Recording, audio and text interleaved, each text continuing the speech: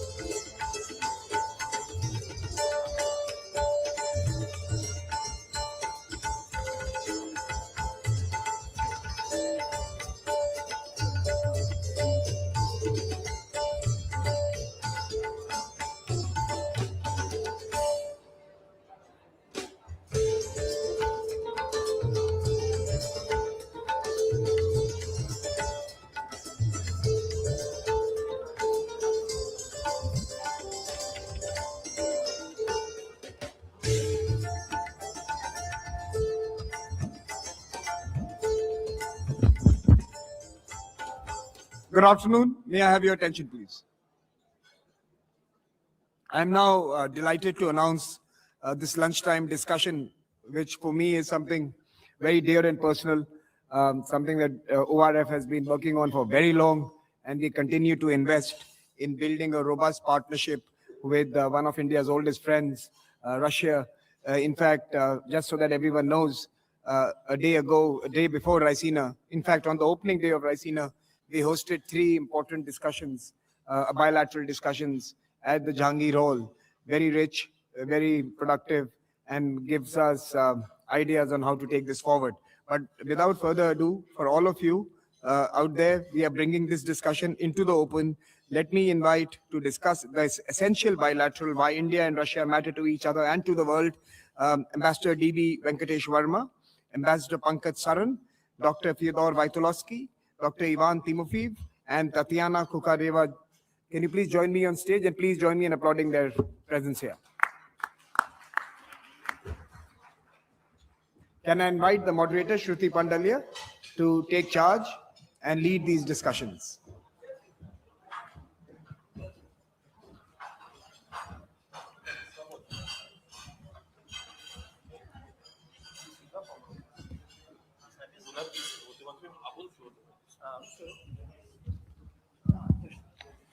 Good afternoon. Thank you, Dr. Saran. Ladies and gentlemen, as Dr. Saran pointed out, we're here at the Raisina Dialogue, which is meant to make India's policy choices more coherent in the global town hall, to discuss a very important relationship that is the India-Russia bilateral, and why it matters so much more in the current disruptive geopolitics of the day. Depending on whose sort of news source you look at, I think the India-Russia relationship, some would argue, seems to suffer from peculiar timing problems, if you will. Just when the world is ready to describe this as a legacy relationship, high on symbolism, less on delivery, sometimes even inertial, events unravel around the world to demonstrate that it is, in fact, structurally consequential, and that's why it remains an essential bilateral. Take the present moment. Disruption in the Strait of Hormuz is once again testing global energy security. India has spent years diversifying its imports across geographies, and wisely so. Yet, when supply chains tighten and emergency volumes are needed, where does India look? The partner that can still deliver, scale, speed, and a functioning bilateral framework remains Russia.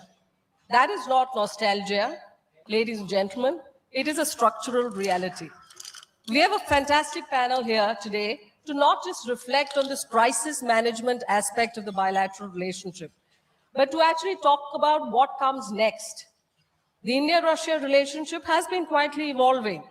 Bilateral communiques tell you that the Maritime Corridor is operational now. Arctic cooperation is expanding. Both countries have set ambitious targets of 100 billion in bilateral trade by 2030.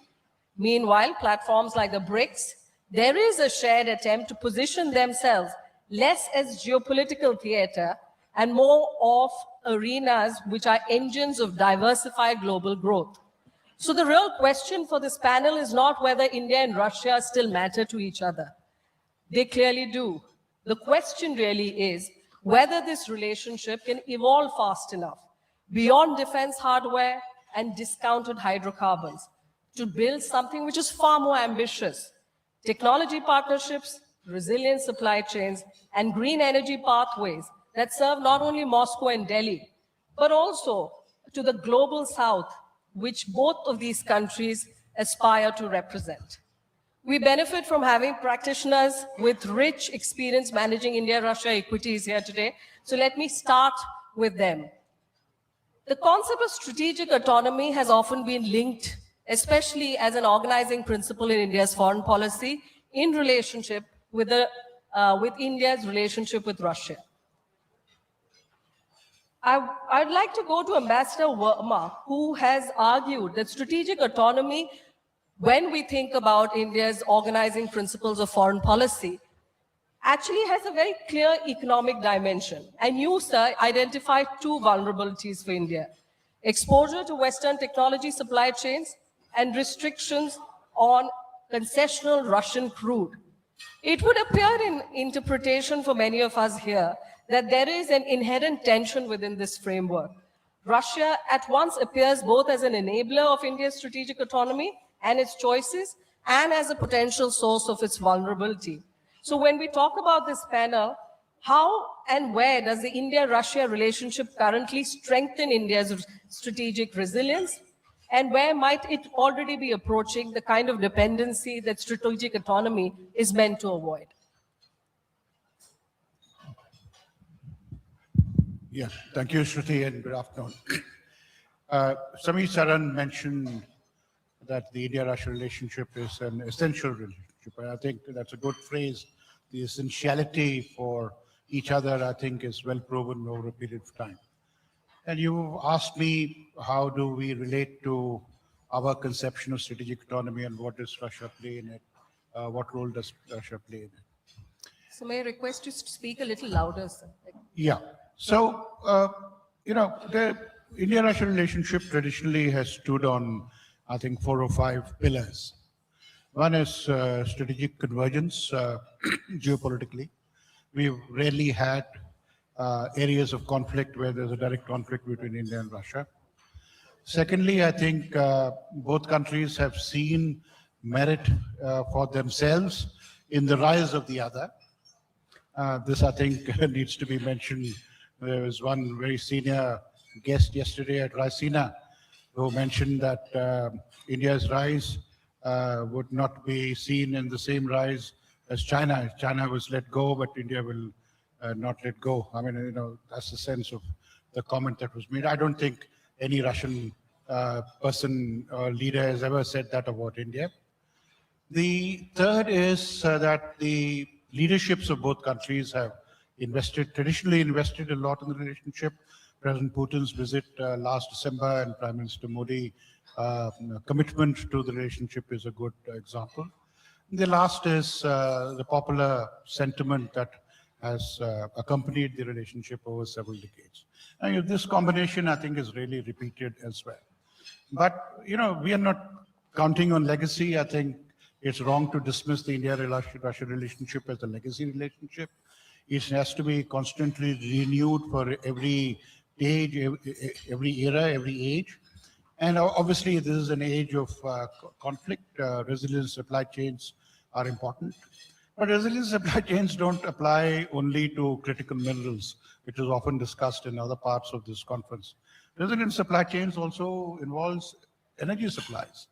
And the reprieve that we have received from both Russia and the United States yesterday on a 1-month reprieve for the dislocation that has arisen from the conflict in the Gulf is emblematic of how India needs multiple partners, and engagement is absolutely necessary.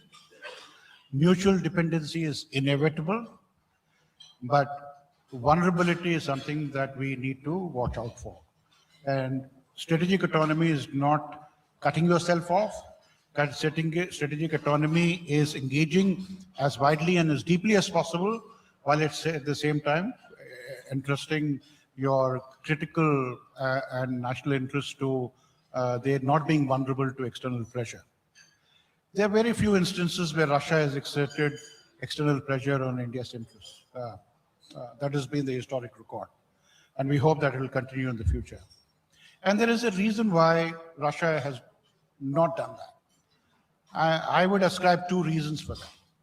As we build relations with the United States and other countries, or with China, there are 2 reasons why our experience with Russia has been so positive. Firstly, I think there's been a lack of direct clash of interests. Geopolitical convergence as characterized rather than geopolitical conflict. And secondly, Russia traditionally has been the weaker of the 2 big powers internationally for the last 7-8 decades. So its ability to coerce India, neither the will nor the ability to coerce India was more limited than the ability of others to coerce India. So our experience has been very positive. I think it's an asset for Indian foreign policy, and every effort should be made to preserve and build on that for the new challenges that lie ahead.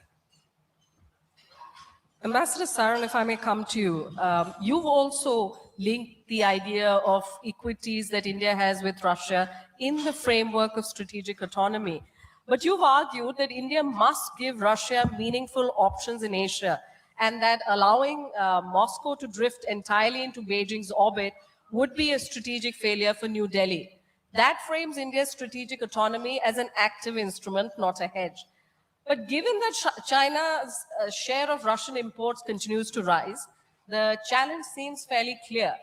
Which of the domains that you think we are discussing today, whether it's industrial supply chains, green energy, technology cooperation, or connectivity, offers the most sort of realistic starting point of giving Russia those options?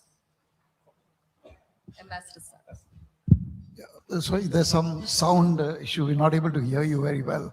But I got the question.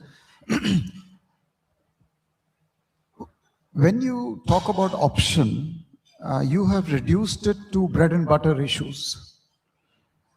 When I suggested that Delhi needs to give Moscow options beyond China, I was alluding more to the political and the strategic dimension of that concept. Not the kind of bread and butter issues you have mentioned. Because at a fundamental level, providing a political option or a strategic option is the foundation of an architecture in the Asia-Pacific or the Indo-Pacific region, which will determine the balance of power in this vast continent. So if we conceive of a situation where the only foreign policy option available to Russia is China, then we will find a certain kind of a G2 framework that is established in this part of the world, which means both the Eurasian landmass and the Indo-Pacific maritime domain. Now, clearly that would be suboptimal for us if we have to settle for a G2 Russia-China dyad dictating the balance of power in the region. But it is equally problematic for Russia to get into such an arrangement in the knowledge that if you remove, let us say, the nuclear arsenal or the balance or the advantage which Russia obviously has over China, then from an economic point of view, from a national strength point of view, the trajectory of the growth of national power in the last 20, 25 years has clearly diverged majorly between China and Russia. So the Russia of 1991 and today, and the China of 2008 and today are two different trajectories. So Russia would also not feel very comfortable in getting into a relationship where it kind of assesses and reads the room that it is getting into a relationship between it and a more powerful player or an actor, which is displaying almost on a daily basis its readiness and willingness to enter into meaningful relationships, economic, trade, technology, with Russia's primary adversaries, whether that is the United States or whether that is Europe. So China is not holding back when it comes to expanding its relationships with Russia's adversaries. So that will give Russia also a sense of unease. So from that perspective, from the Russian perspective and the Indian perspective, enabling options to Russia is what I actually meant. But if you come to the bread and butter issues, and if that is the only metric of the relationship, then you are right. This relationship should not exist. Because the volume of India-Russia trade prior to the oil and Ukraine was marginally higher than the trade between India and Bangladesh. And we don't have a diaspora, we don't have 5 million Indians living in Russia. We are not brought up on Russian movies, on Russian literature. So if those are the metrics of the strength of the relationship, then I'm with you that this relationship is inconsequential, it shouldn't exist, and it's a miracle that it still exists. So I'll stop there. Well, Ambassador Saran, I was trying to tease out when critics argue that India and Russia have the strategic logic remains, but we need to see more on delivery and what they may look like when you're giving alternative options to the global south was the direction of that question. But I'll come back to you on round two for a little more on that. Professor Watzlawski, sort of building on the previous question about turning strategic autonomy into operational reality, let me ask you to be sort of specific from the Russian side. Sanctions have sort of created supply chain gaps. You've said that or at least I've read that, this has created a lot of opportunities for trade between India and Russia. But these gaps have been filled by China primarily. And does that create dependency? So when we're talking about diversification, what are the options that you think the India-Russia partnership could bring to the table? Thank you very much. First of all, I would like to say that I'm very grateful to Observer Research Foundation and the Raisina organizers for bringing me here. I'm always happy to be here. It's my 10th Raisina. Concerning your question, I believe that there are a lot of opportunities for cooperation between Russia and India, especially in this turbulent international environment. I think that, it's good to quote Leo Tolstoy, who once said in his novel War and Peace that sometimes historic events are having absolutely different consequences from intentions of those who have started them. And we are right in this moment, and we have seen it with our own eyes. Sanctions of European Union and the United States against Russia has supported Russia's turning to the east. And it was not only China, but of course India. And we saw this mounting growth of trade between Russia and India. Of course, energy resources have been playing a very significant part in it, and still playing, and will be playing. And I think that another black swan, which will completely change Asian energy markets, but not only them, is American attack on Iran. What we're seeing right now is the growth of prices for oil and for gas, but it will have long-term consequences, not in moment, not only in stock exchanges. It will have significant consequences for many markets. Of course, this attack against Iran is aimed against China at first, but it will have negative impact on all Asian markets, including, unfortunately, India, and will reduce potential for growth for many Asian and economies of Global South. And India is having a very good chance to enforce its not only energy cooperation with Russia, but to go further. Now we see that India, for example, Indian producers of fertilizers are suffering from the deficit of resources of natural gas, and some factories have been stopped. Russia is a very stable producer of natural gas, which can provide India with stable connection to LNG And I believe that we can do a lot of things together in many fields, such as chemistry, pharmaceuticals, production of pharmacy and broader medical technologies. I think that we are very complementary in terms of developing chemical industry, and I believe that two markets are suffering from different types of chemicals which both countries are possessing.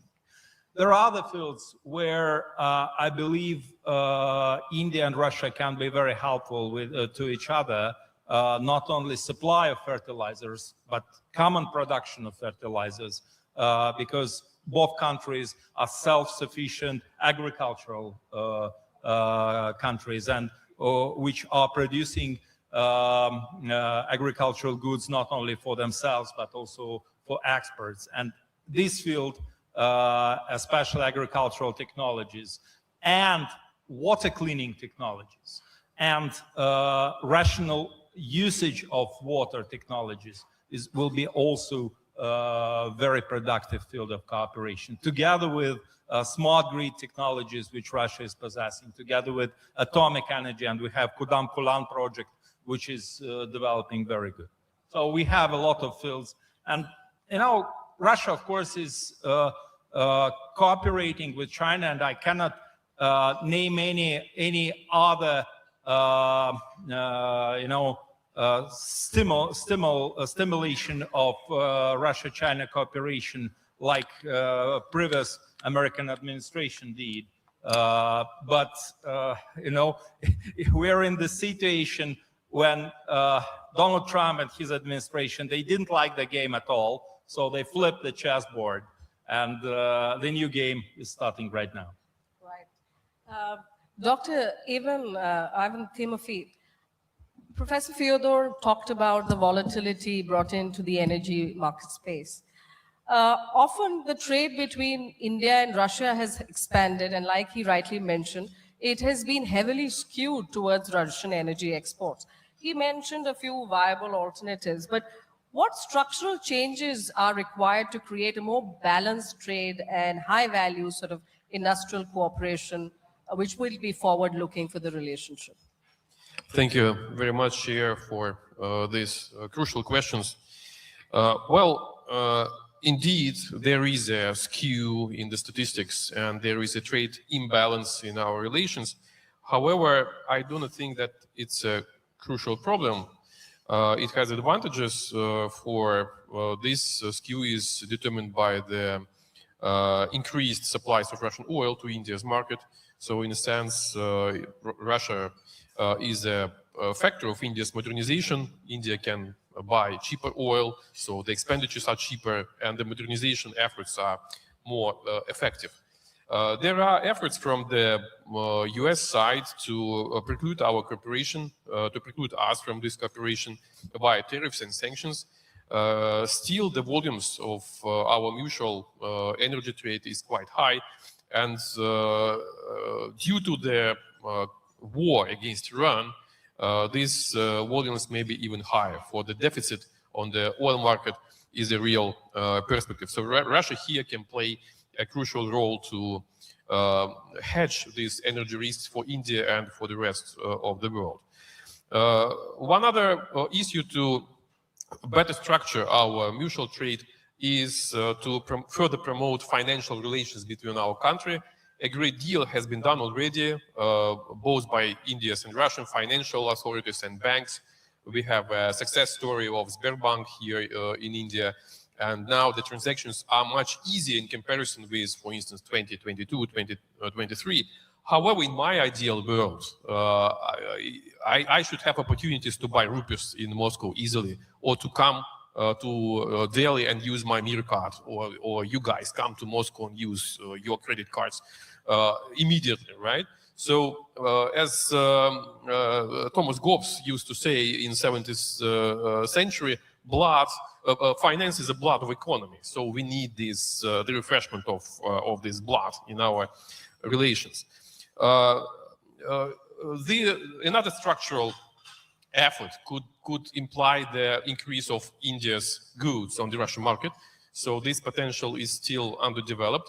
One of the reasons is the importance of the Western components, especially US components and patterns in India's products. So here, Make in India slogan and idea may be crucial. The more India produces itself, the more opportunities for India will be to emerge on the Russian market without any constraint from foreign players in terms of export control. So Make in India, it makes sense to restructure our trade, right? So these are just a few points to mention in this list. This list can be wider. And last but not least, to make this restructurization is, of course, the reduction of regulation, easing the regulation both in India and Russia. We all know that both countries conduct regulatory reforms. In Russia, we call it regulatory guillotine, when we reduce the number of different unnecessary regulations. And what we need is to make inventarization of the regulation barriers in our relations to get rid of them. As for just a couple of words about potential for our future cooperation, digitalization, of course, and artificial intelligence, among other things.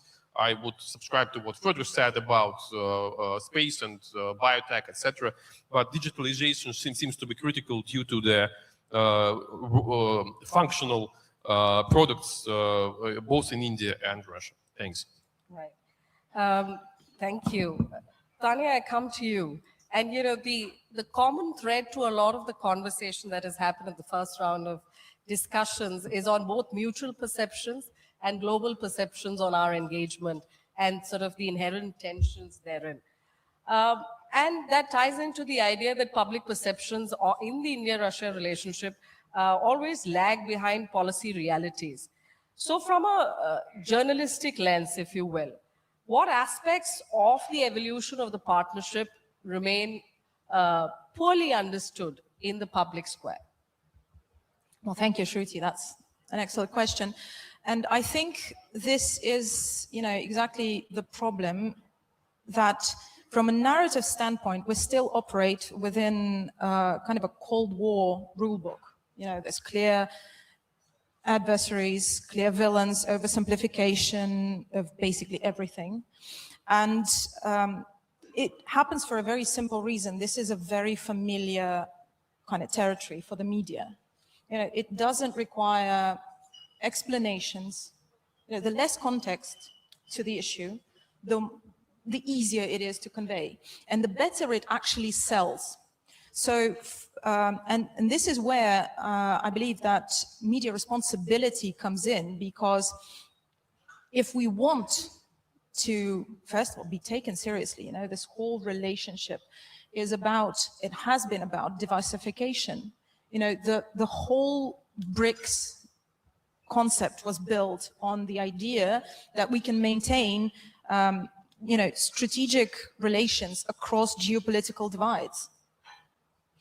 And if we want for that to be kind of translated in the media, then the media needs to step away from the very familiar binary rhetoric. We need to stop oversimplifying narratives, and we need to, to assume that responsibility to create, to explain nuances, and, first of all, to question who does that binary rulebook really benefit.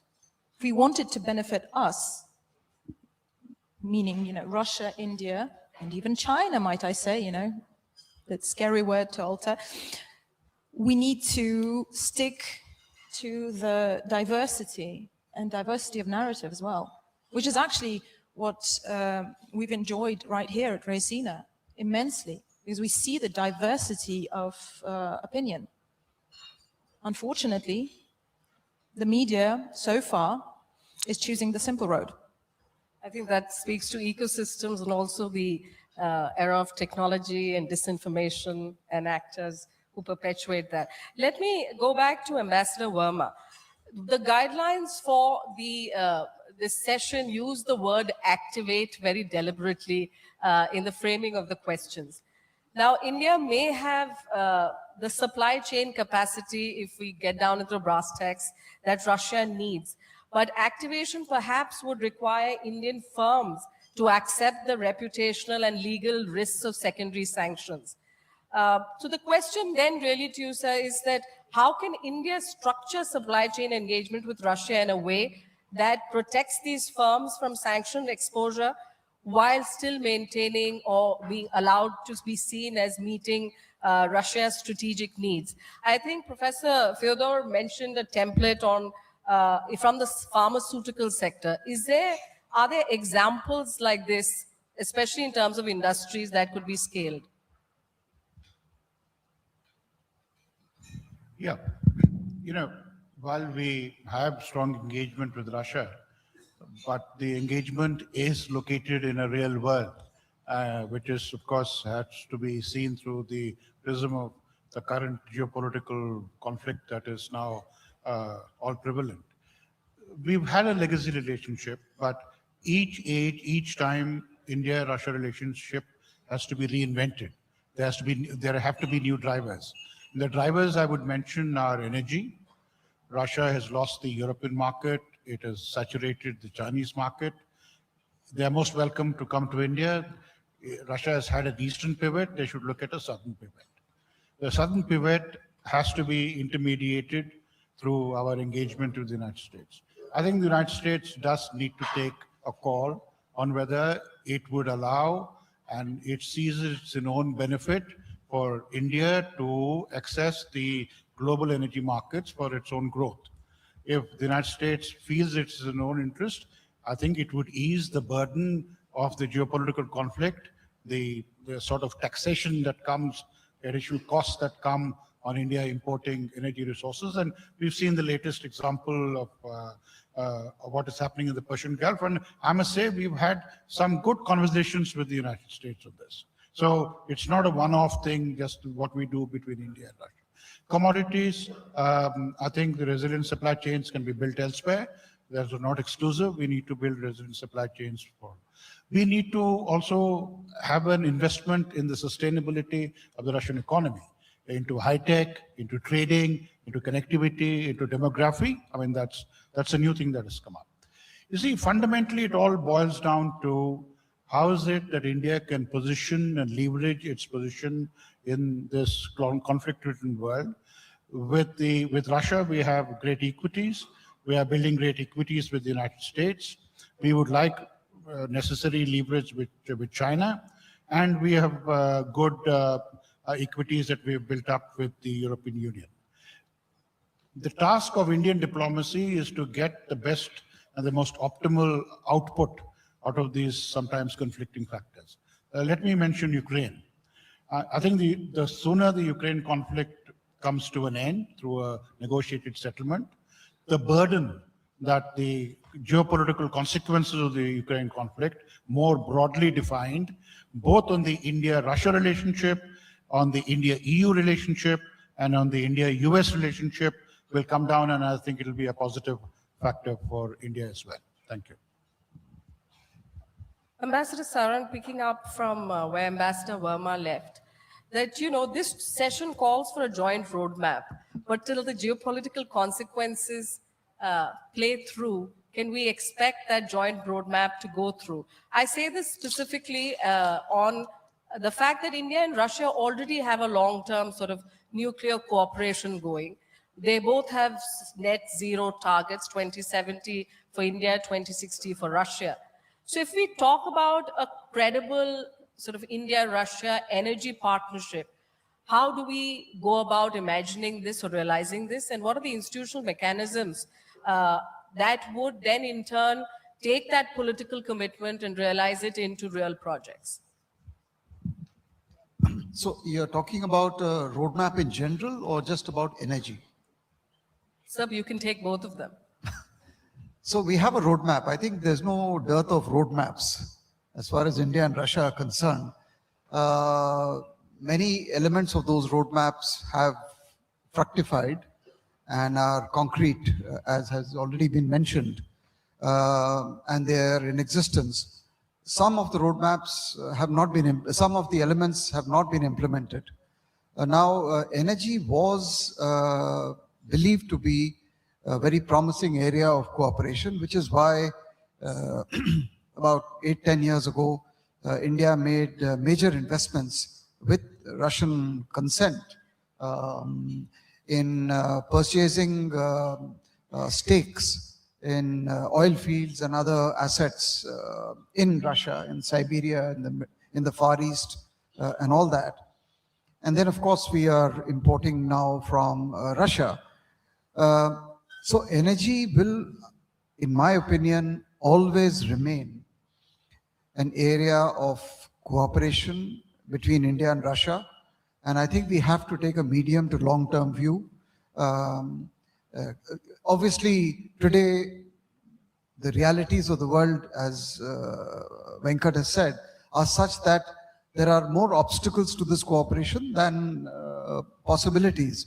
And these will continue to remain as long as we are relying on the US dollar and the SWIFT system, until such time as we formulate some alternatives which insulate us, the normal interstate activity, from third-party intervention and sabotage. So till we find alternatives, this energy cooperation will always remain handicapped and below. But if you look at, say, for example, not too long back, I mean, say 20 years ago, when nothing had changed, I mean, Russia was still Russia at that time, India was still India. We had Sakhalin-2, and India was one of the stakeholders along with a British firm and a Japanese firm.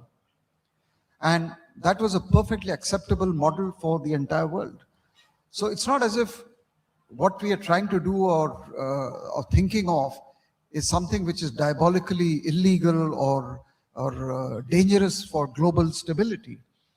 And on the roadmap, I think it is absolutely true, and this applies not just to this relationship, but to any relationship, that you have to keep moving forward to stay in the same place.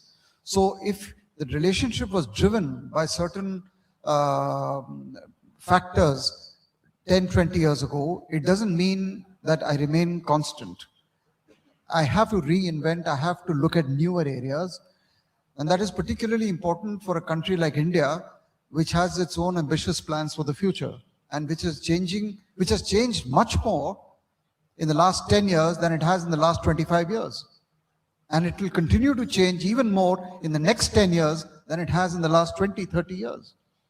So that means my needs from every relationship, not just Russia, I mean, even Japan or Korea or Germany or anyone, they are going to be dynamic.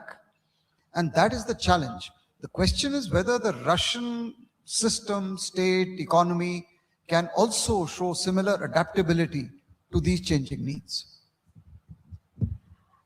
Professor Fyodor, to pick up from that dynamism in the India-Russia relationship going forward, I think one of the calling cards in terms of co-development has been the BrahMos missile program. And that gives you sort of an example of how co-development has fructified and seen utility. Do you think that model can be applied in other sectors as well? Very good question. I believe that we have a lot of perspectives, for example, in such field as broadband, internet, satellite technology. I think that both countries are very interested, taking into account the development of IE technology and big data technologies, and the changing of internet as market for services. Both countries are very interested in stable broadband internet satellite technology. With Starlink, Russia has faced a very negative politically motivated experience recently, but it's a special aspect. It's because of military usage. But I know that Reliance company is developing its own program for broadband internet satellite technology. Russia is developing its own. And there are two very significant players on the market, China and the United States. China is also developing its technologies. But for Russia and for India, for countries which are not having any military political contradictions with each other, no fears, no obstacles, and no we do not need to hedge any risk with each other. It could be a very, very interesting field of cooperation and bringing common projects and products which can have commercial usage and can have also security dimension. And we're quite safe, it's quite safe for both of us to do it together. Dr. Timofey, India and Russia, as been discussed, has, there is a significant scope for technology cooperation. But when we talk about our aspirations for the global south, do you think there's space for technology partnerships to actually deliver affordable solutions to these countries which we aspire to represent? Well, I think yes. Why not? Both India and Russia have towering capabilities to bolster the development of our partners in the global south. And again, we are both the champions of digitalization, and the India's experience proved that digitalization could be a significant boost to get millions of people out of poverty. Right? You have competences here, and being combined, we can provide a number of solutions to different countries in the world, both on economic basis as businesses, as well as on the format of foreign aid, right? So India is an emerging player in terms of foreign aid. Russia also has an experience. So we can support the development of our partners in the global south, or in the countries of world majority, as we call them. What I would stress here is that we need to do this not just on state-to-state basis, but to create environment for small and medium enterprises to get in touch in this regard and to be partners in third countries. This is quite a complicated task, which again demands the trust and partnership between the state and business, but the potential to accumulate this market energy is again quite huge. Tanya, when we talk of technology cooperation in Delhi, we realize that it requires a narrative of trust. If you ask our friends from Europe or you ask our friends in the West, often the technology conversation, especially on sensitive technologies, the shadow of Russia looms large in our conversations. So when we talk about technology cooperation bilaterally for the global south, do you think we can actually convey that there's a distinct model of this partnership that can be seen as sort of collaborative and developmental and not really in terms of strategic competition? Oh, excellent question, Shruti, again. But I think that it kind of ties into the previous question, doesn't it? Because in order to ensure this cooperation, I believe that we need to step away from the paradigm where we actually need to explain our actions, because that by definition means that we have somebody who we need to explain it to, somebody who's bigger somehow,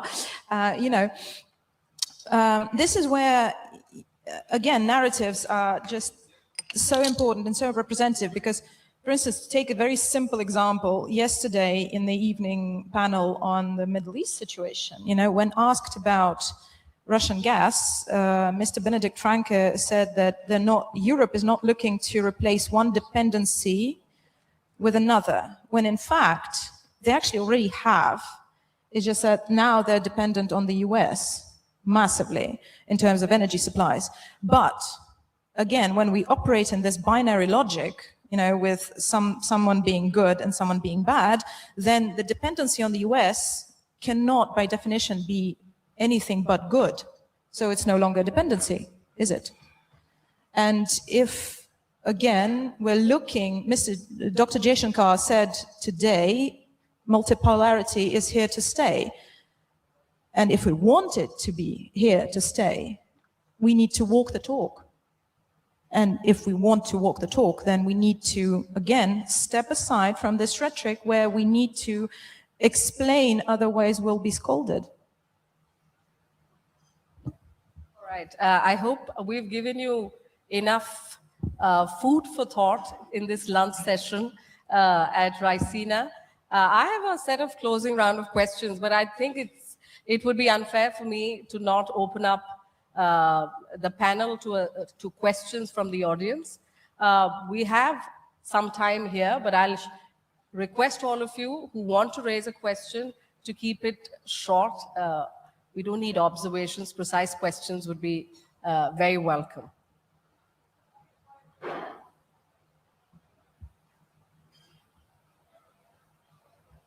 Wow, you've been very, very clear. This has been a very successful panel.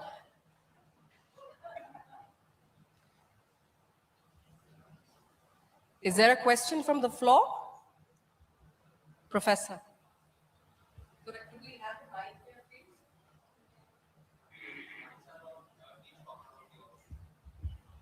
My apologies, Professor. You'll have to walk up to the end of the...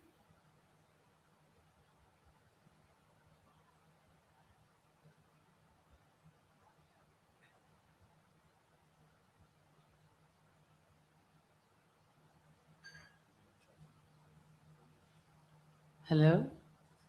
Yeah, okay. Thanks, Shruti, and thank you, panel. I think that was an excellent explanation about many of the things that much of us are thinking about.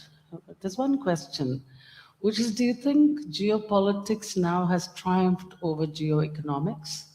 And is that characterizing all relationships in a way that we are unable to follow the logic of economic sensibilities, etc., because we do understand interconnectedness, we do understand interdependencies, etc., but the world today is geopolitics so back that geoeconomics is not making that much of a compelling argument. And is that the case with India-Russia relationship? The second question is, I did allude to this earlier, but what does the panel think about Pakistan?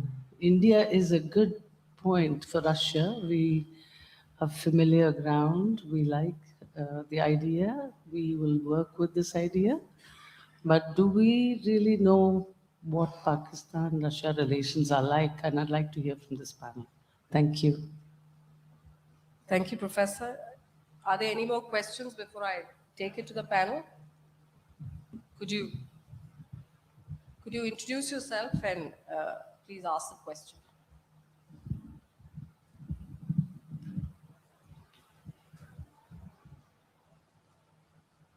Myself, Santosh Korule. My question is that Russia was always having friendly relation with us, but now US is having like somewhat crisis with us in economic spheres and all. US is manipulating US is trying to manipulate our relations with Russia.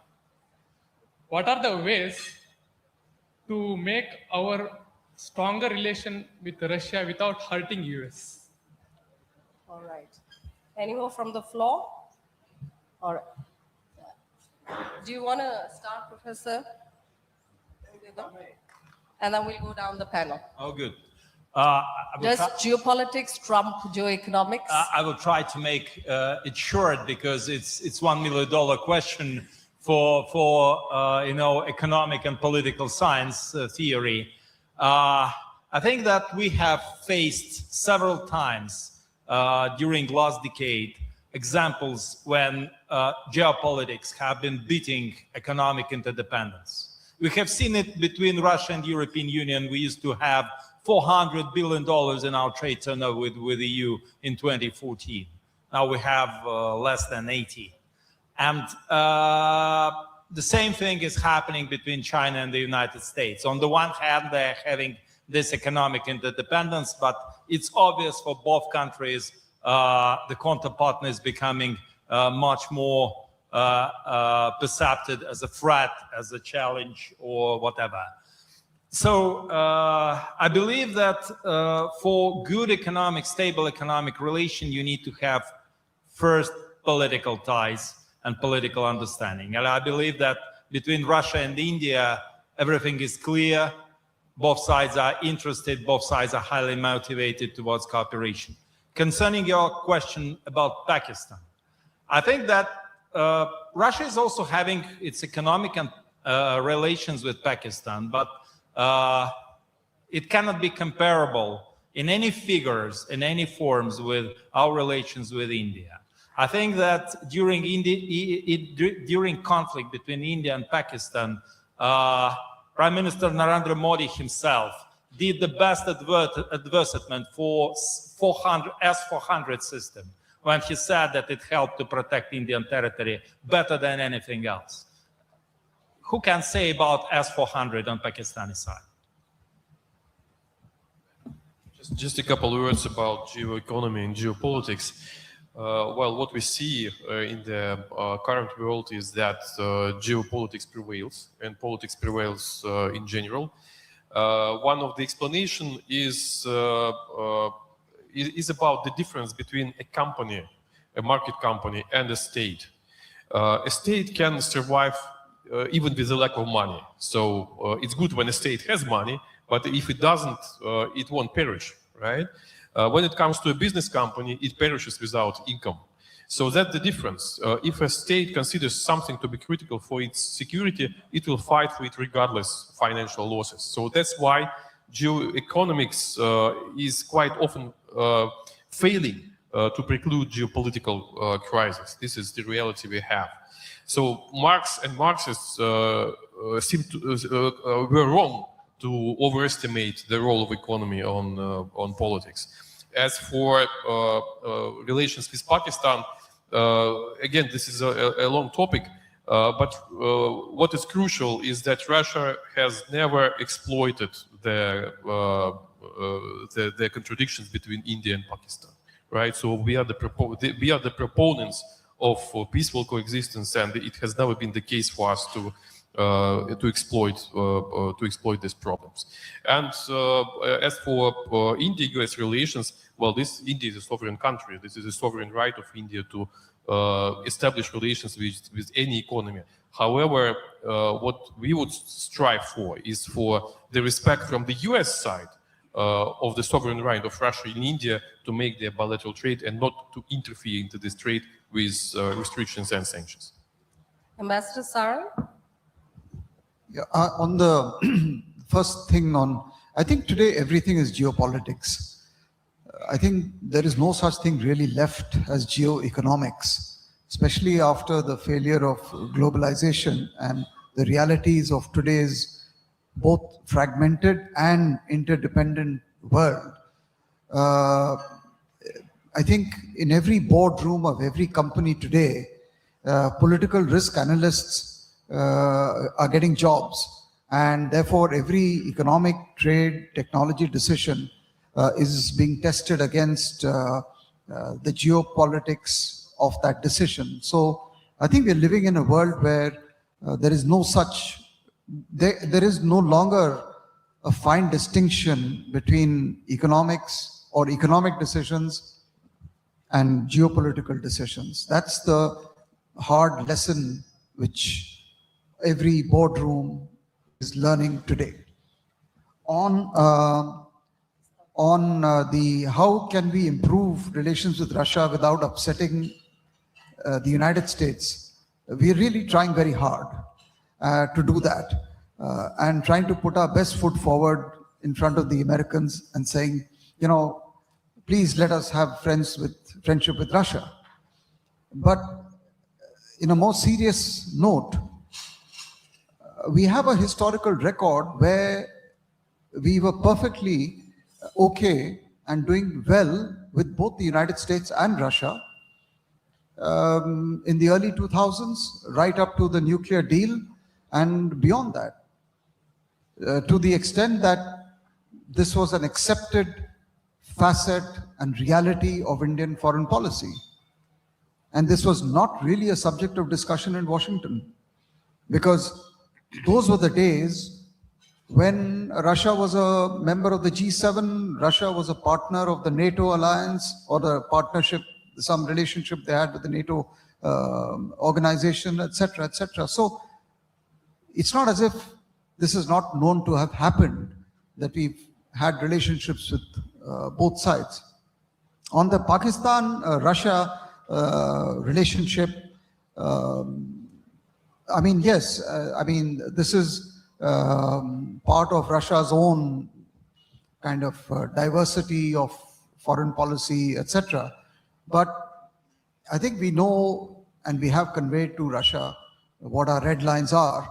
And I mean, the fact is that when it comes to Pakistan, even our other good friends have not really hesitated in maintaining fairly good relationships with Pakistan, including in the area of defense, intelligence, security, etc.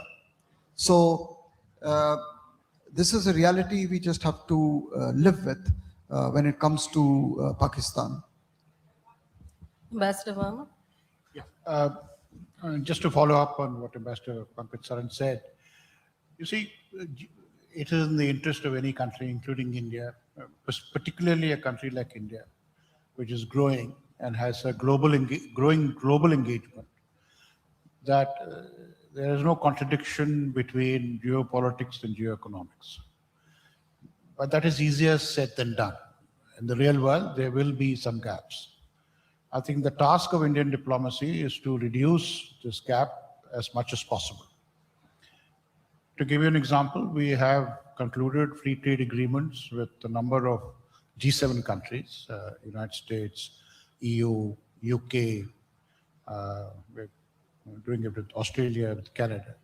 Largely on account of the fact that they are open economies with growing capital and technological prowess, and it is in our interest for our own growth to engage as deeply as possible with them. But the geopolitics of it, where we are located and our own geopolitical challenges, and our partnership with Russia, there is a lot of overlap and contradictions that have come about. So as I said, it is in our interest that these conflict situations are eased down. Russia's so-called permanent conflict with the West comes to an end. There is engagement both by the United States and Europe with Russia. And similarly, Russia also reciprocate correspondingly. I think the efforts being done by the Trump administration are very welcome. We don't see a particular change in the European attitude, but hopefully it will come about. So going forward, I think the burden that this conflict situation, not just in Ukraine but elsewhere, is reduced progressively. It is for the interest of all countries, particularly not to give the advantage, unilateral advantage that China gains from these conflict situations. The point on Pakistan, I think it needs to be recognized that while the United States and China are big suppliers of arms to Pakistan, Russia generally has refrained from supplying major arms systems to Pakistan, which I think is a positive factor. It's something that should continue. But the larger thing is whether we are all interested in maintaining stability, which provides the basis for long-term engagement. With respect to this question from our young scholar on how do we not hurt feelings of other countries when we have dealings with others, I think in the field of foreign policy, interests matter. It's not a question of feelings. But interest should be reciprocal. I think, as Ambassador Pankaj Saran said, there are limits to which we can allow other countries to claim an exclusivity on our foreign policy. I mean, just as we don't allow countries to impact on our relations with Russia, we would also not allow other countries to impact on our relations with the United States. And, we would like that decision-making will and capacity to be retained by us. And that, of course, is a defining feature of strategic autonomy, a topic on which we began this discussion, and I'll end on that note. Tanya, do you want to come in? Yes. On the question from Professor Vijayalakshmi? Absolutely. I would actually challenge your question, because I find it that it's not about geopolitics trumping geoeconomics. It's about very loud geopolitical narratives that are designed to overshadow all matter of sin within the decisions that are really driven by geoeconomics. And, just a short comment on the question of whether, how can India, manage relations with Russia in a way not to offend the US. I find it's not the problem of how, but the problem is that we still operate within the paradigm that it should explain anything. Right. Do we have any more questions from the floor? Please introduce yourself and... I was gathering courage. My name is Gaurav Goyal and I'm a foreign policy expert at a think tank in Delhi. My question is to Indian panelists. Sir, when we talk about India-Russia relationship, we talk and we see a lot of government-to-government interactions. And I joined late, you might have covered this. But we don't see a lot of trade happening, people-to-people connection. And the gentleman also asked a question that we had very good relations with Russia, and now US is creating obstacle to it. So my first question to you is this relation more of driven by emotion or something? We have strategic depth in our relationship, but as far as people-to-people relationship and trade is concerned, is it more of an emotion? So we are not able to perform that well on that front. And I have one more question, sir. I did a class in my master's related to domestic politics and foreign policy. Do we really know a lot about what is happening inside Russia? We talk a lot about what's happening in the US in their elections, what Democrats are doing, what Republicans are doing. But do we really know what's happening inside the Russia? So we can understand what are their priorities and how they operate in this region. Thank you. On nostalgia and expertise, Ambassador Sarang and Ambassador Verma. Yeah. It's easy to trivialize relationships, and every relationship has its own sort of, these small little flags that always come up. And I think you mentioned the popular sort of trivializations of the India-Russia relationship. First is on this issue of trade.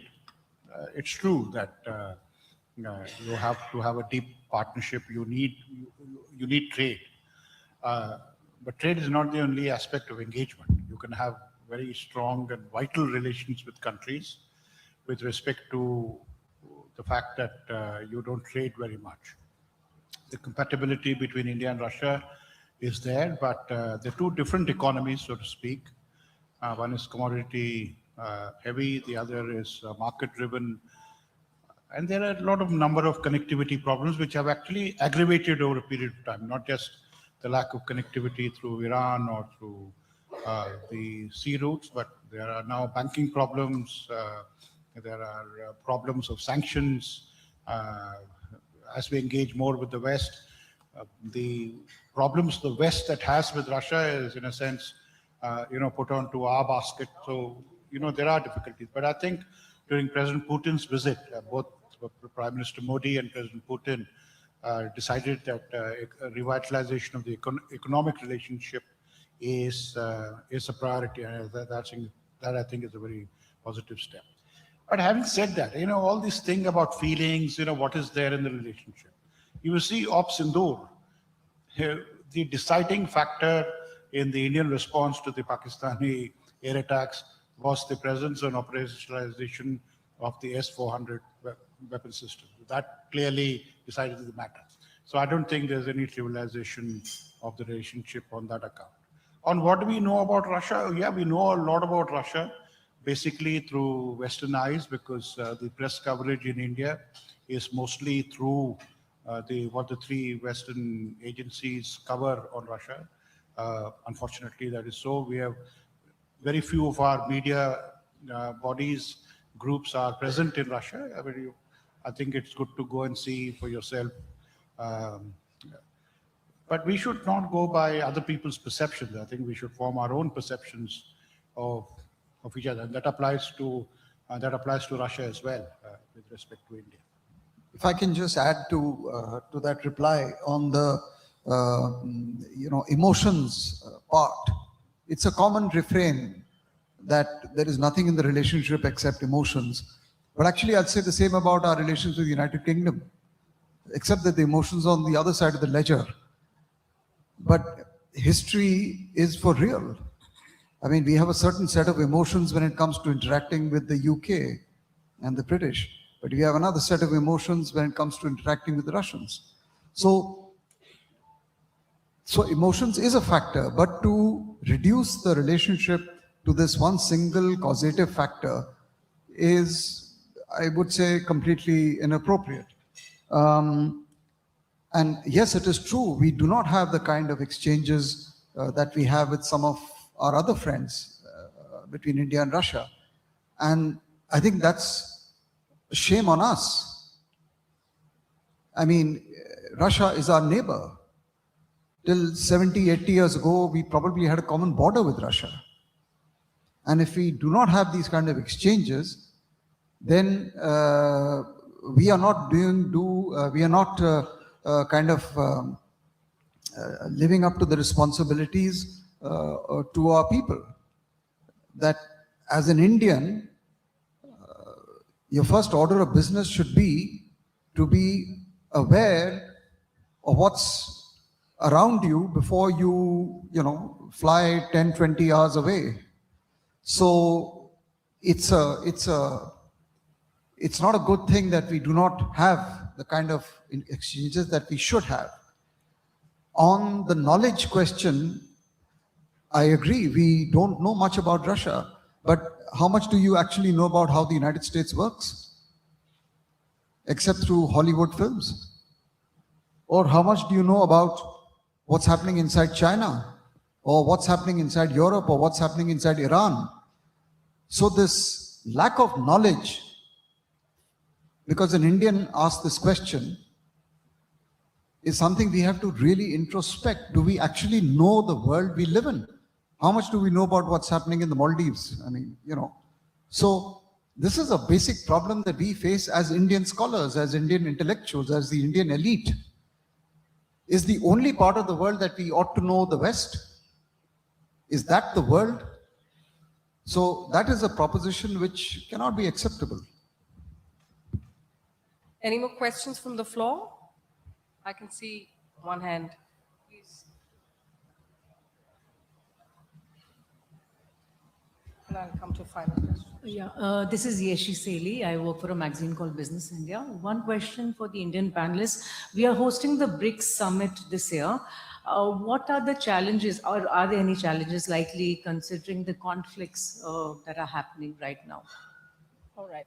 Let me take the opportunity, because we have a few minutes left on this session, to sort of round out the panel with a final closing question, combining some of the questions from the floor. To the Russian scholars and panelists, the question then, we've had a fairly exhaustive discussion, talked about everything from geopolitics, trumping geoeconomics, to the way forward in terms of deliverables, even for the global south. What do you think going forward in this year is the one structural change or ambition or policy driver that the India-Russia relationship needs to achieve fundamentally? And to Ambassador Saran and Verma, we've had a fairly exhaustive discussion here, but I'm also quite aware that the audience here today also comes from India's various other relationships, including countries in Europe, perhaps some in Asia, who have very sensitive hard lines regarding their relationship with Russia. At the end of this panel, what is the message that you want them to take away from our conversation? Should we start? Sure, please go. You have asked about the geopolitical or other strategic role of India-Russia relations. I think that we are entering into the new world order, which will be very competitive. At the same time, it will become more and more polycentric. But the United States and China are developing around them technological, economic systems, and if they will go to the drive of confrontation, to the road path of confrontation, it will be a sort of a new bipolarity inside this polycentric system. And for India and Russia, two countries, two major powers, which are not interested in such forms of confrontation, it's the chance to become global stabilizers, to stabilize the international system, to reduce the amount of confrontation, and to make bridges and to develop cooperation between each other and to engage other players. So it can be a very significant role, global role. Just a couple of words about the ambitions of our relations. To make a long story short, I would say that we have a number of success stories. The task is to scale them, to make them a system, and to maintain the results, right? So our trade turnover increased 3 times, right? So how to make it, the question is how to make it sustainable. This is the challenge which we need to deal with. I'll make it really, really short for you. I think that from a narrative standpoint, the biggest challenge for our great nations is to stop being reactive completely. You know, accept the game for what it is and start acting in it rather than reacting to narratives that are being forced on us. That's the Varma. In a sense, I've already answered these questions. You know, what is our interest? Our interest is that the friction points, say, between Russia and the West, many friction points, are addressed through restoration of deterrence. I think both Russia and the United States and NATO need to find a new balance. The balance is broken. If it requires a military buildup, which is already happening, so be it. But a military buildup is just not enough. We do not hear from the protagonists, antagonists there, of what is their vision of a new settlement. There is no process of a dialogue. What is the alternative and the replacement for the Cold War nuclear arms control architecture that has just died unceremoniously last month? This is very worrying, because it is not enough to say that we will spend $1.5 trillion on defense. It is not enough. It is not enough on part of Russia to say we are in a permanent conflict with Europe. I mean, it's unreal. So it's just not Europe. It's not just not Ukraine. We need to find, and the entire international community has an interest in the restoration of the habit of dialogue. Dialogue is necessary when you have conflictual relations. And unfortunately, we don't hear that. So I think there's a great responsibility on all concerned. And I mean, you know, and that applies to all parties, I would say. And India would be a beneficiary of that, and India is prepared to contribute to that process. Thank you.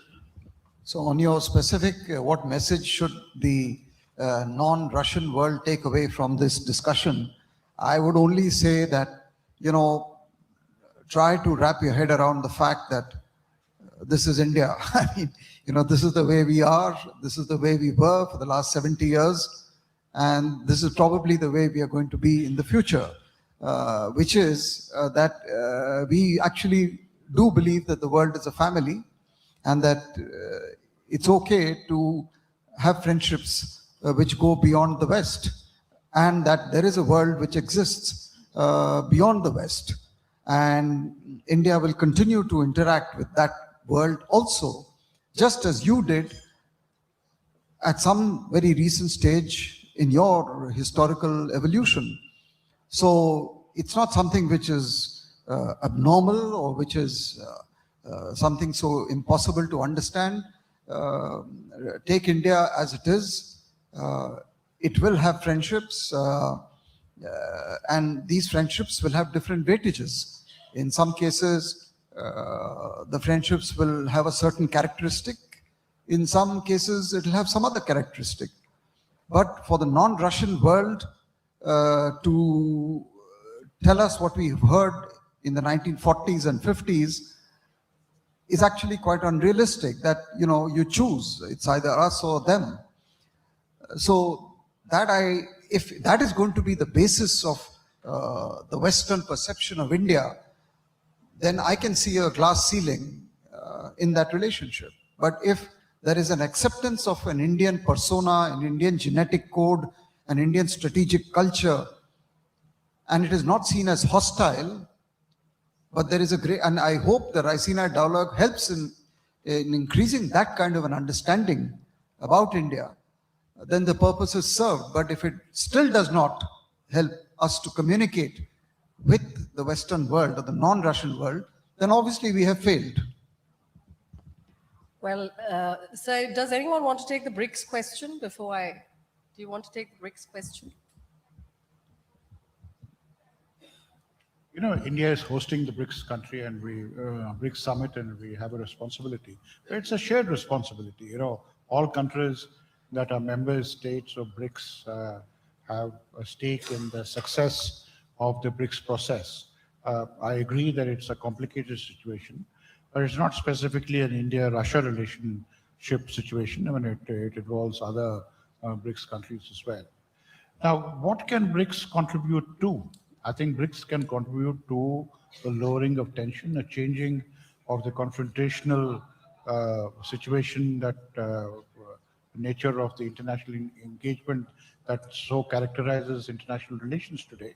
Lower the temperature and find avenues of rebuilding trust, dialogue, you know, in various aspects of international life. You know, the key regions of the world that are involved with BRICS, because in a sense, BRICS has a global footprint because it is on all the major continents.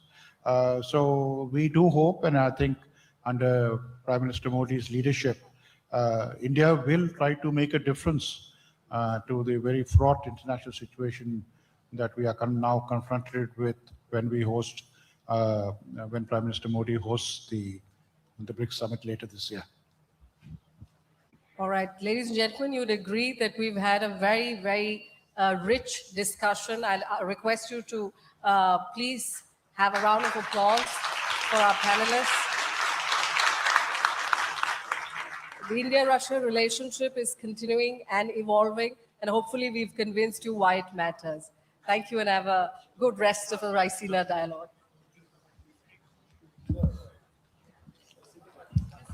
Thank you, everyone. Could I please request the speakers to join us for a family photo? Could I request everyone to kindly move to Darbar for the next session? We have to vacate this room.